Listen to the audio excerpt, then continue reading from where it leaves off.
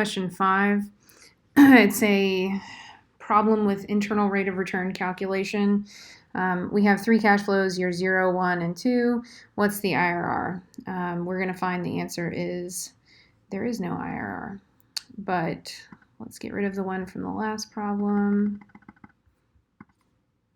0, 1, 2. Put our discount rate up here. I'm just going to use 10% for a placeholder, 20,000, 26,000,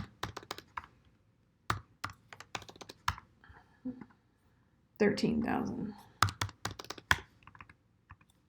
This is time, this is the cash flow, this is the present value of the cash flow, and this is the NPV. That divided by 1 plus discount rate to the power of t.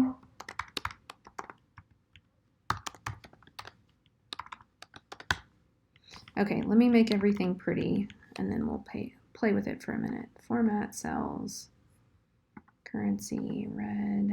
You would think I would do this ahead of time, but I feel like it gives you a chance to look at the screen. Anyway, so we have a discount rate of 10%. Let's use GoalSeek and see if we can find the IRR. So to get the IRR, we set the NPV equal to 0 by changing the discount rate. And I'm going to hit enter and let her rip. Notice it keeps going. Oh, look, it may not have found a solution. What's the problem with that? We can click OK. Let's change it back to 10%. The reason for that is, if you think about it, when you divide by in the second year by 1 plus r squared, in order to get it to your present value, you are creating a parabola. It's just like you had in high school math or whatever math you took where you dealt with parabolas. Because you have a square in the denominator, if you try to set it equal to 0, which is the IRR, you may not be able to solve it.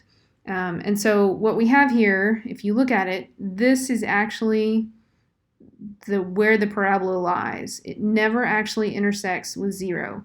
The net present value is never low enough. Why is that the case?